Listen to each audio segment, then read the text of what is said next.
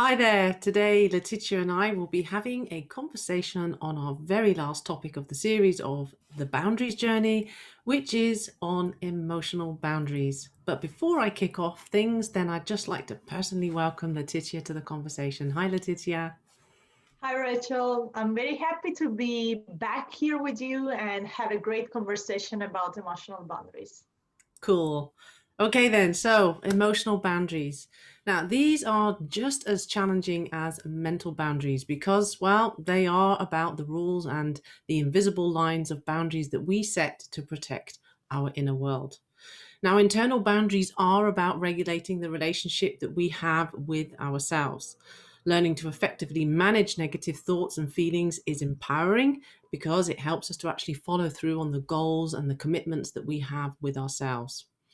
Now, when we talk about setting emotional boundaries, we are referring to the level of protection that you activate in respect of other people's emotions as well as your own emotions. Now, as I mentioned, it is difficult to set healthy boundaries because, well, it requires a lot of inner work. And by inner work, I am referring to healing the inner child to be specific. It's taking a, let's say, deeper dive into the core limiting beliefs, knowing and living your values, working with your triggers, and basically just learning and understanding in a way in which you relate to yourself and to others. So, when you really want to begin to strengthen your emotional boundaries, it requires raising your level of self awareness around what internal emotional boundaries are and what they mean for you. What you can expect and will begin to notice when you start having healthy emotional boundaries is they will help you to actually prevent giving unwanted advice, blaming others, or accepting blame from others.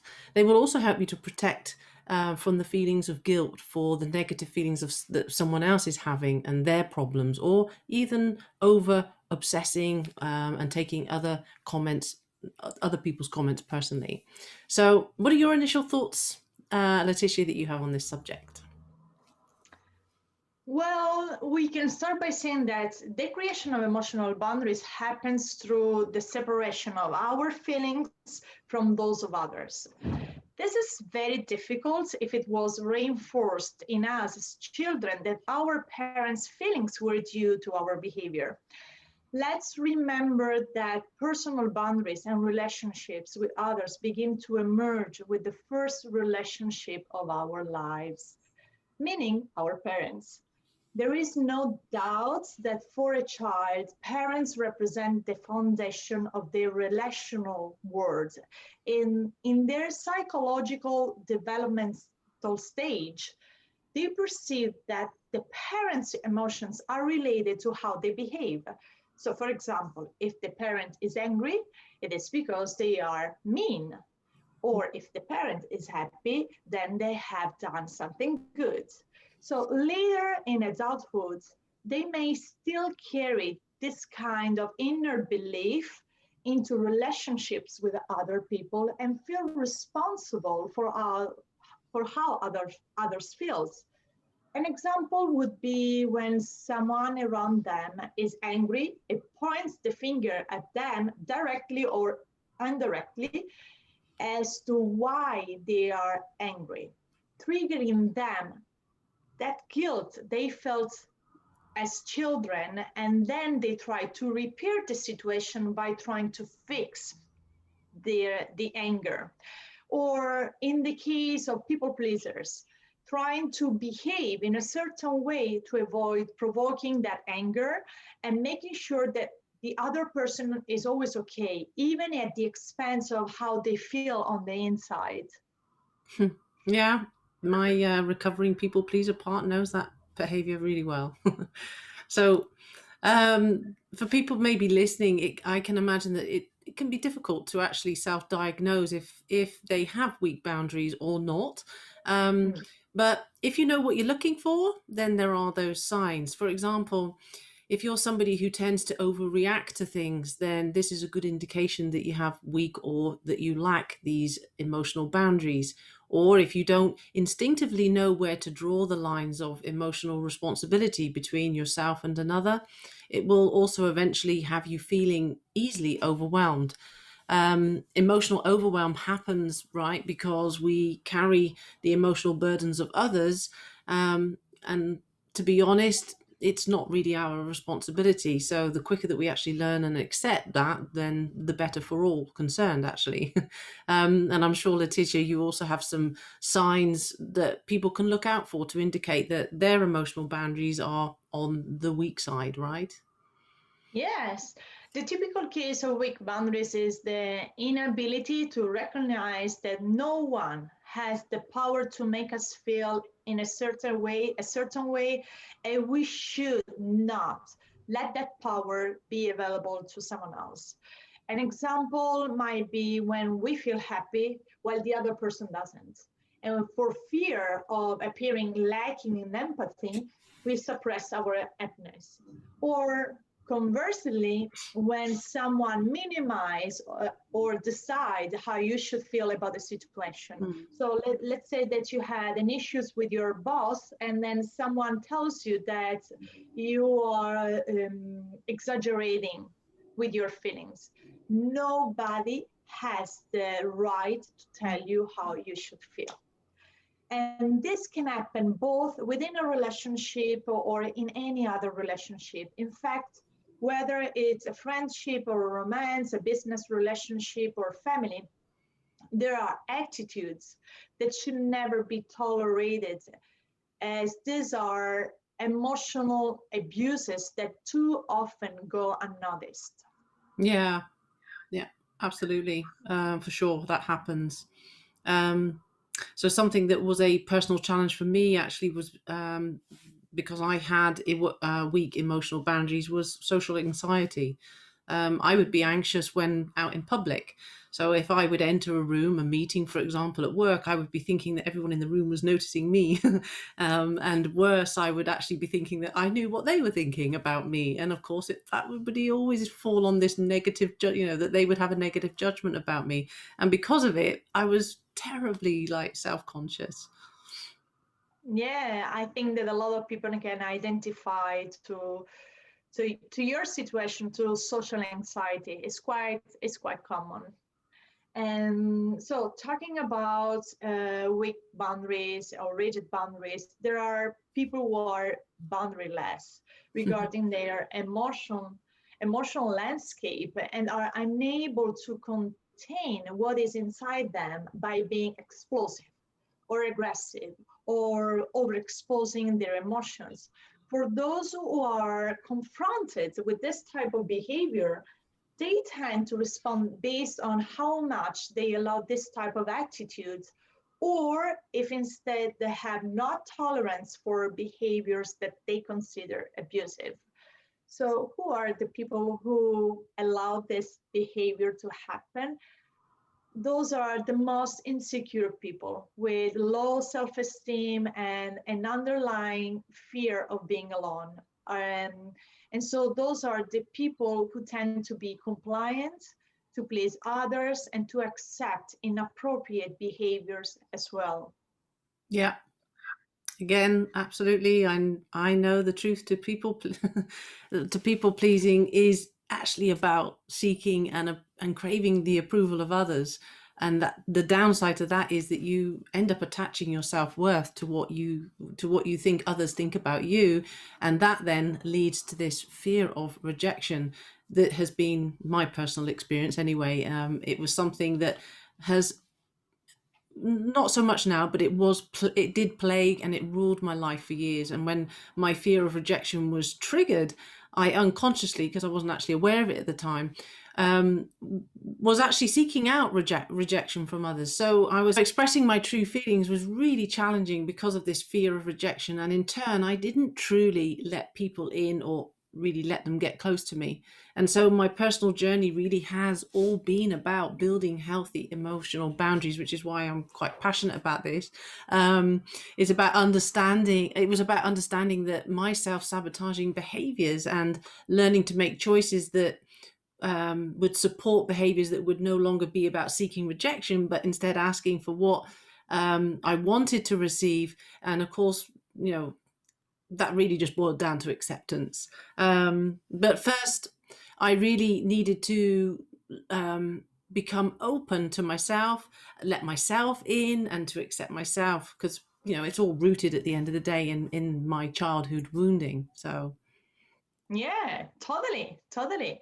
If from childhood a person's needs have been ignored or even mocked, it is clear that in adulthood a person will further tend to normalize certain abusive behavior, and because they will live with the constant fear of not being accepted, of feeling inadequate or inferior to others, or rejection.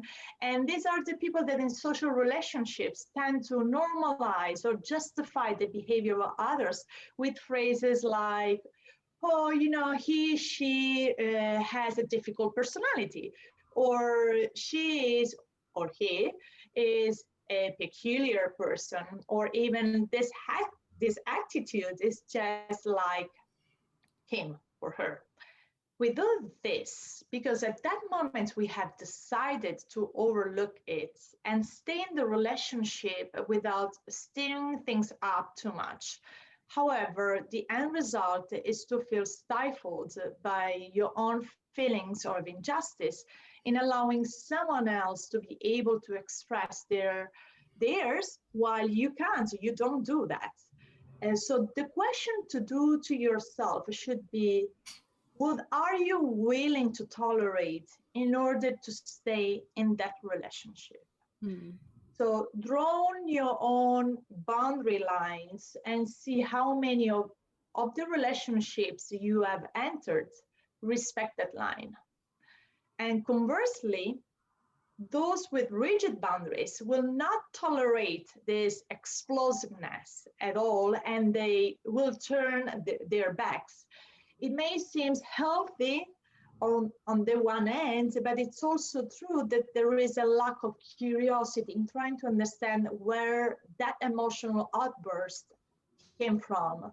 So, on the spectrum of rigid emotional boundaries related to how to contain one's a person's emotion, there are people who have difficulty sharing their emotional landscape because they perceive it as a burden, and that their emotions are not as valuable as those of others.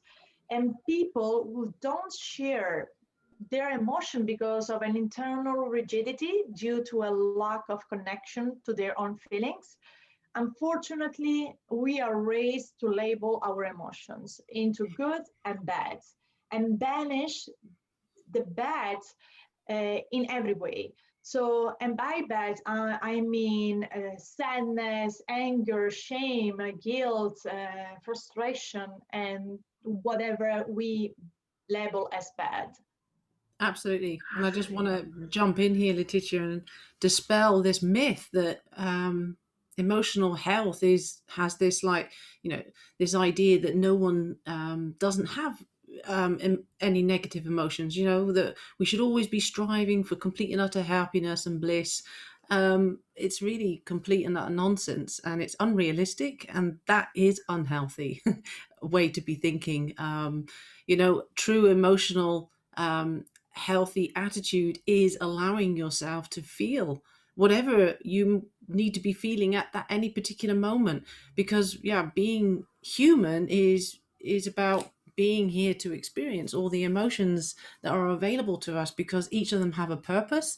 They are Mhm. messengers to help us to navigate our lives, and the lessons that we need to learn is how not to become actually stuck and remain drowning in these more heavy emotions for long periods of time. That's what we're here to learn. Yeah, and thank you for bringing up this because here I will make a small digression that ties in, however, with the topic of emotional boundaries. The reason trauma occurs in our lives is when any external event arouses in us an emotion strong enough to be perceived as overwhelming by our nervous system.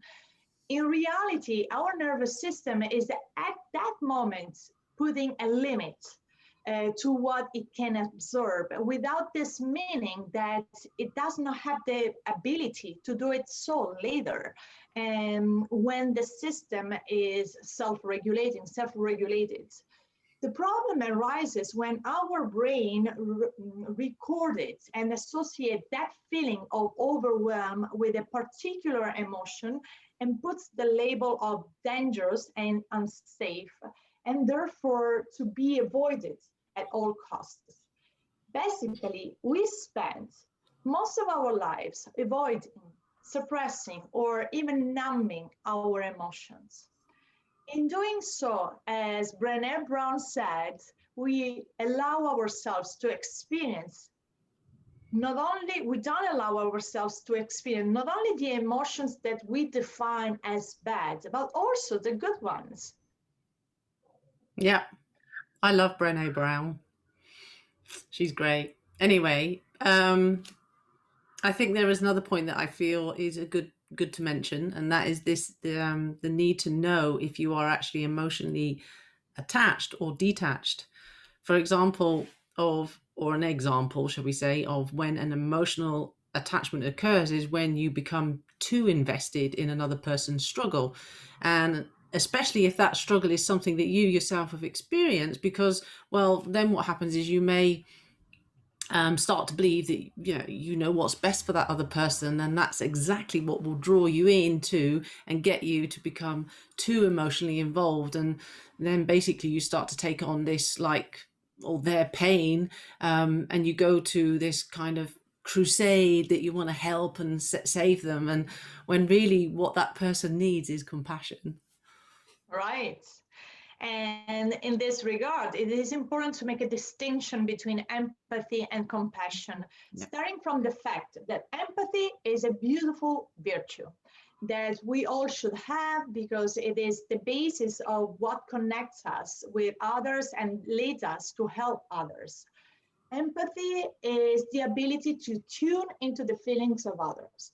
However, a virtue can become dysfunctional in its extreme application as it causes a situation of osmosis, lack of boundaries, and enmeshment in which we are no longer able to understand who feels what.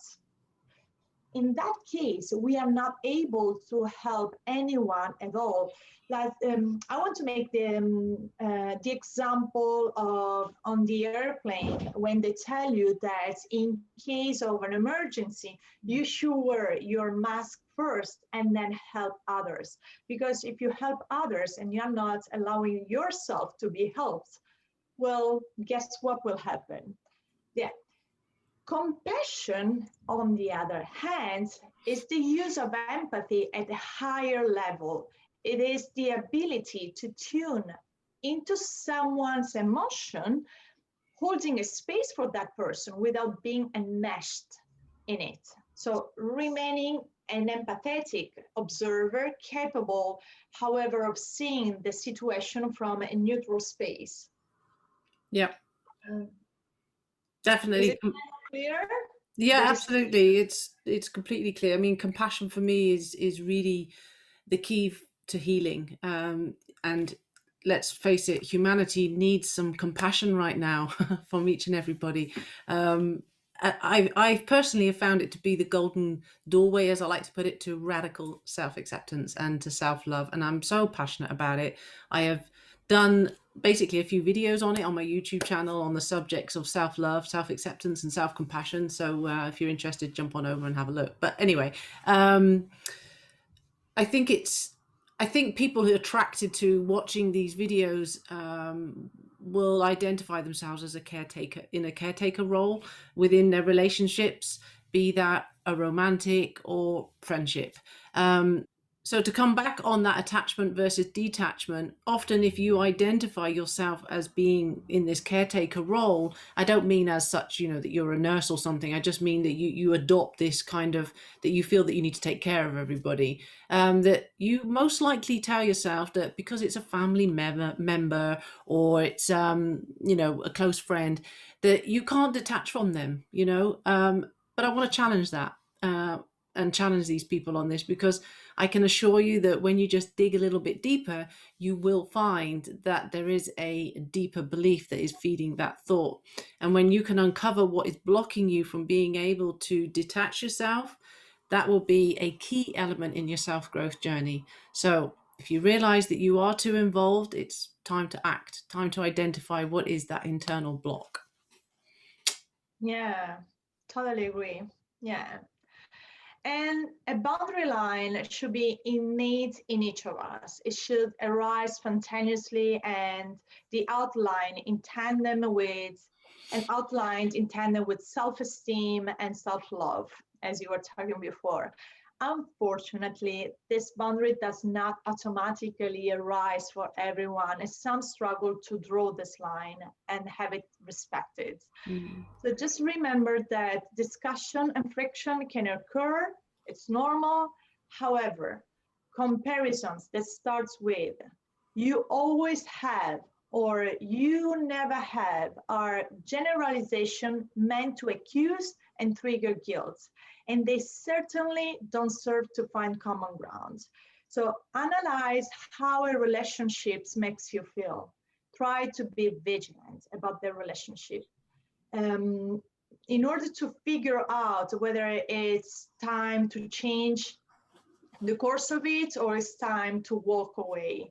Moving away doesn't mean breaking up forever or declaring war on the other person, but simply take time for yourself and put a safe distance between you and the other person. Most importantly, learn to love your emotions.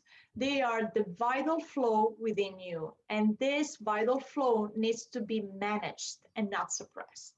Only then you will be able to create your own emotional container and protect it both in your external relationships and internally with yourself. Absolutely, 100% with you on that message, Letitia.